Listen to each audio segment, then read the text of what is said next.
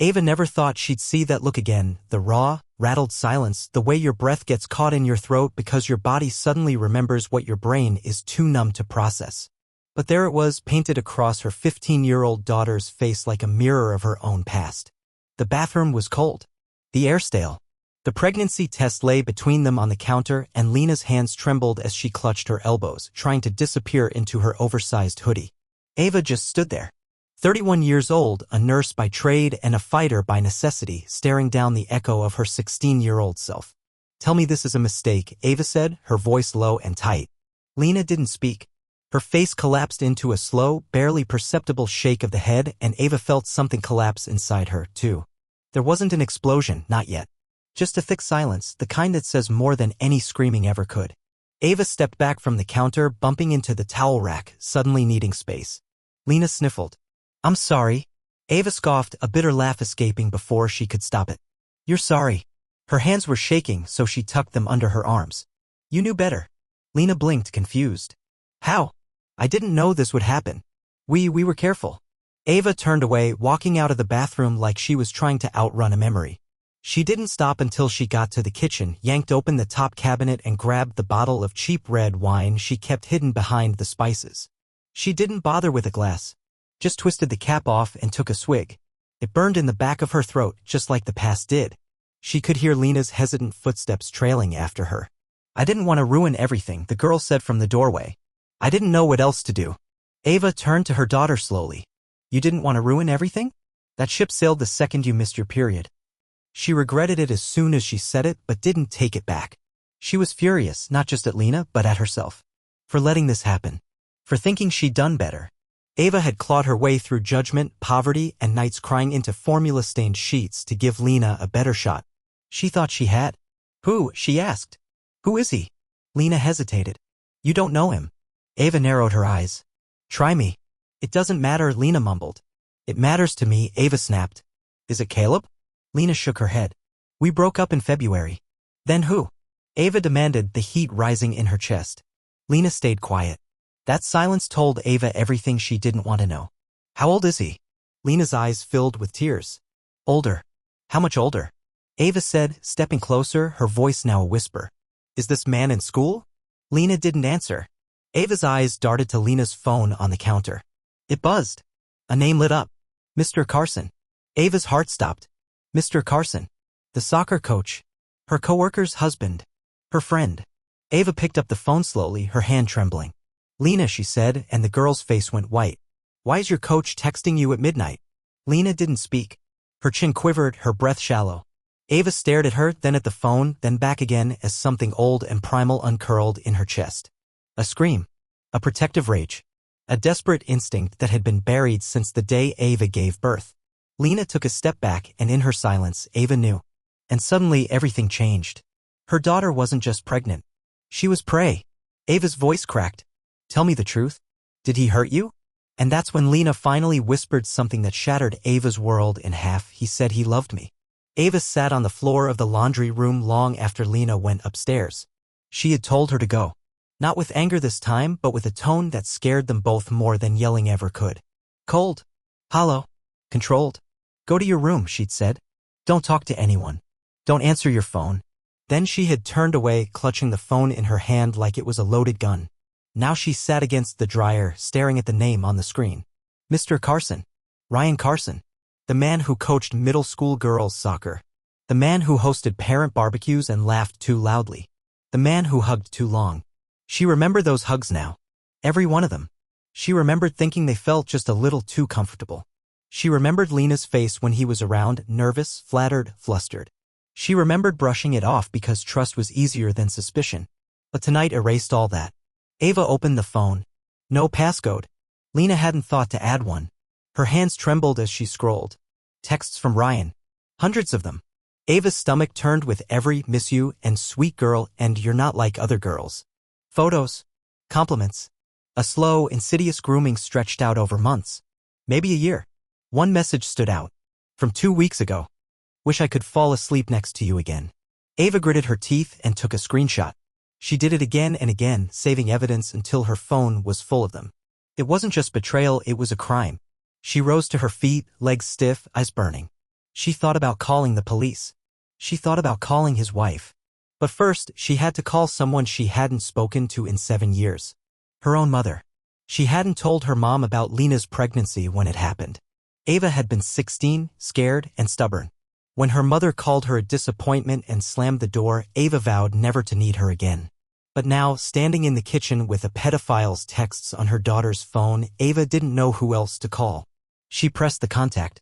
It rang 5 times before the voice answered. Tired. Cautious. Hello? Ava swallowed. Mom, it's me. Silence. Ava? Yeah. I need to ask you something.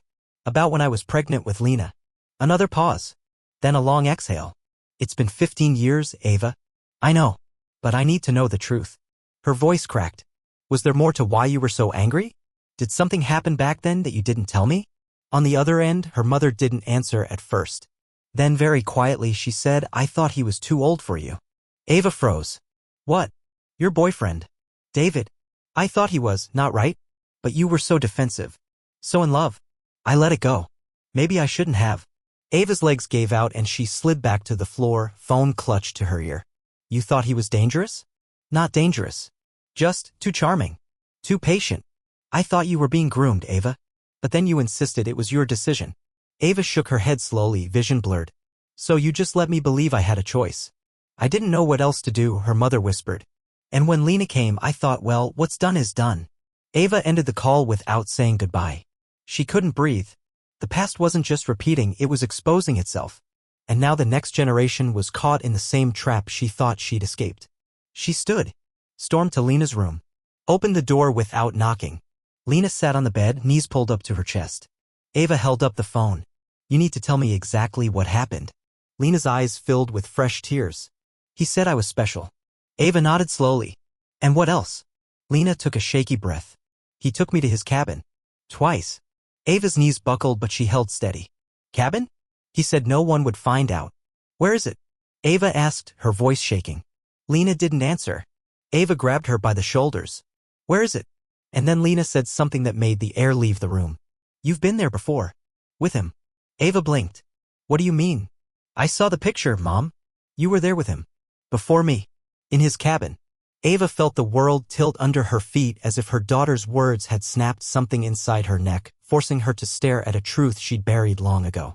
What picture? She asked, barely recognizing her own voice. Lena reached into her desk drawer and pulled out a small, creased photo. Her hand shook as she held it out. Ava took it, already knowing what she'd see. And yet, not knowing at all.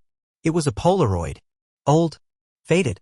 2 teenagers standing in front of a lake, trees curling in the background like hands around a secret. Ava stared at the image, her stomach churning. She was in it. Her. 16, hair longer than, smile wide but eyes a little distant. And beside her, Ryan Carson. Younger, of course, but unmistakably him. His arm around her waist. Her hand resting lightly on his chest. A cold sweat broke out on Ava's skin. She had no memory of this picture. Not the moment it was taken. Not the cabin. Nothing. Her hands trembled. Where did you get this?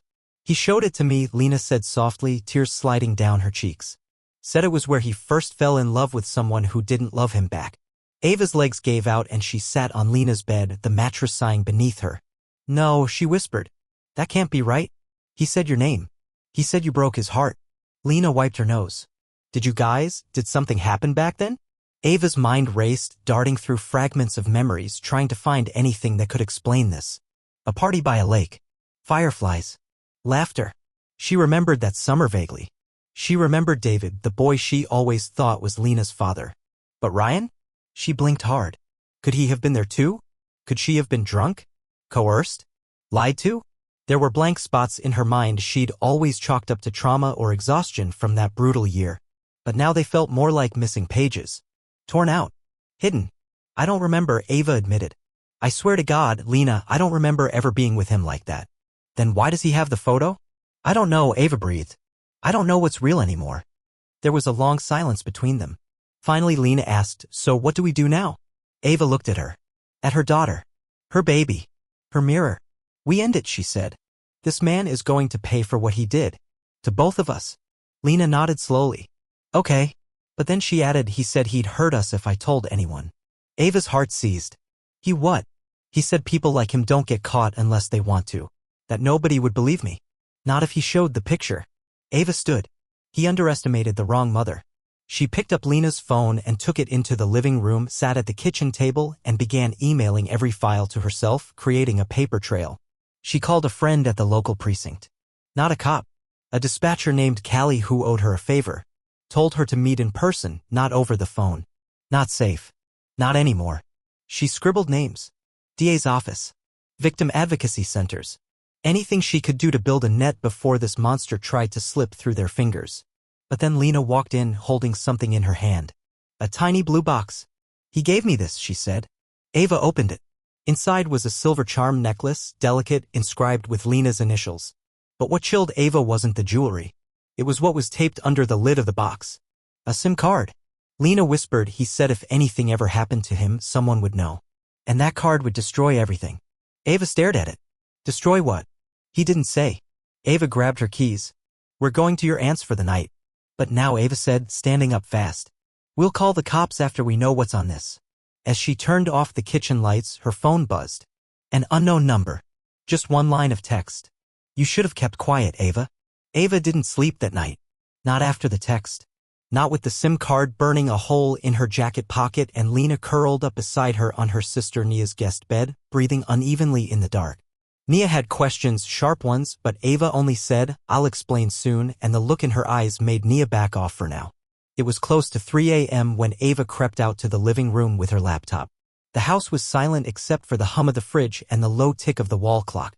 She slid the SIM card into the reader she'd dug out of Nia's junk drawer and waited. The folder popped open instantly. Videos. Dozens. Dated over the past 2 years. Ava clicked the most recent file. The screen went black for a second, then fuzzy footage appeared. A dim cabin room. A bed. A voice, his voice. Say it. You know you want me. Then Lena's voice. Quiet. Scared. Please, don't film this. Ava slammed the laptop shut while rising in her throat. She rushed to the bathroom and vomited into the sink. When she finally looked in the mirror, she didn't see herself. She saw her mother. That same tight mouth. That same haunted stare. She splashed water on her face, gripped the counter, and made a decision. This wasn't going to get buried. Not like it had been when she was 16. Not again. At sunrise, Ava drove to Callie's house. They sat on the porch steps in sweats and socks as birds chirped in that naive, too happy way that feels like mockery when your world is on fire. Ava handed over the SIM card. I need this on record. Off the books for now. Callie nodded slowly. Ava, what is this? Insurance, she said. Against a man who preys on girls and thinks he's untouchable. Callie stared at her. Is this about Lena? It's about both of us, Ava whispered. I think he did this to me too. I didn't know. Or I forgot. Or I forced myself to forget. Callie's face changed. Not disbelief. Pity. Do you want me to run background on him? See if there are other complaints? No, Ava said. I want to see his face when it all falls apart. I want him to know exactly who's bringing him down. She went back to Nia's, took a shower, sat Lena down, and told her the plan. We go public, she said. Together. You won't be alone. Will they believe me? Lena asked. They'll have to, Ava replied. Because we have evidence. Because we're not staying quiet. And because I've got nothing left to lose. Lena nodded slowly. Then whispered, he knows where we are. Ava froze. What do you mean? He sent me a picture this morning. She held out her phone. Ava grabbed it. Her heart nearly stopped. The photo was of the house they were in. Taken from across the street. Lena whispered, what if he comes here? Then let him try, Ava said, eyes cold. But this time I'll be ready. She drove Lena to a safe house later that afternoon. Nia's ex-husband worked in family services and arranged it fast, no questions. They changed phones, changed locks, changed their names on the sign-in sheet. But it didn't stop there. That night, Ava received a second photo. This time, it wasn't the house. It was a picture of her and her mother. From 17 years ago. At a train station. She didn't even remember the moment. But there it was, her mom holding her shoulder, Ava pregnant, eyes downcast. On the back of the image, a single line had been scribbled in permanent marker and scanned as a file, you always belong to me first. Ava dropped the phone. Her skin went cold. Because she finally remembered where that cabin had been. And what had happened there. She remembered the truth. And it wasn't just Ryan who had been there that night. It was someone else. Someone closer. Someone she had trusted. Ava hadn't cried since the night Lena showed her that test. Not when she saw the texts. Not when the videos played back her daughter's trauma like surveillance footage of a nightmare. But now, clutching the printed image of herself at 17, tears leaked silently from her eyes as if her body couldn't hold the weight of the truth anymore. Because she remembered the train station. She remembered that day. And she remembered who had taken the photo. It wasn't Ryan. It was David, Lena's so-called father. The boy Ava had always blamed herself for chasing too hard, for trusting too young. But he wasn't a boy back then, he was 19.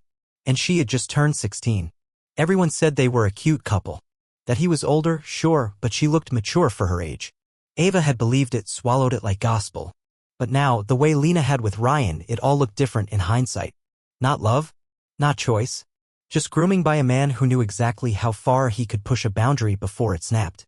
And the cabin, she remembered flashes now. David bringing her there.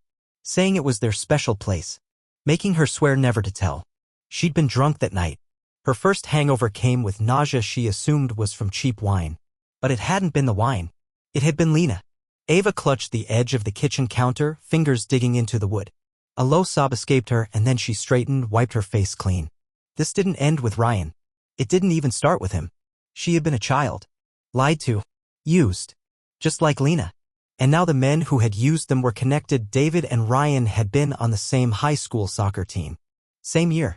Same friend group. The photo Lena found of Ava and Ryan by the lake? That had been David's photo. Ava had gone there with him. Ryan had just been tagging along. Or maybe not just tagging along. Maybe watching. Maybe waiting. Ava grabbed her phone and dialed Nia. I need a name, she said. David's last known address. Ava, that was almost 15 years ago, he's still in the state. I looked it up. He's working under a different last name, his mother's. Dorsey. Jesus, Nia muttered. What are you planning? To close a chapter that should have ended before Lena was even born. Ava drove to David's apartment that night. She didn't tell Lena. Didn't tell Callie. She needed answers first. Closure. Maybe something more. When she pulled up outside the aging duplex, her hands were ice on the steering wheel. The lights were on in the living room. There was a kid's bike on the lawn. A second family. A new life. Ava walked to the door, knees stiff, pulse hammering in her ears, and knocked.